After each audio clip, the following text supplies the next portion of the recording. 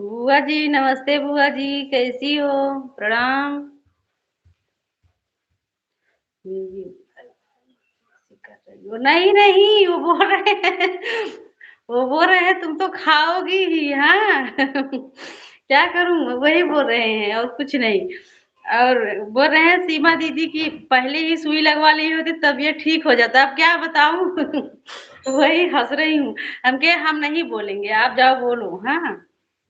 वैसे ही बोल रहे हैं, मज़ाक कर रहे हैं। कहे ना अच्छा हम बोल दें, हम बोल रहे हैं नहीं मत बोलो ये। ये नहीं है। वो हमेशा मज़ाक के ही मूड में रहते हैं सीमा दीदी।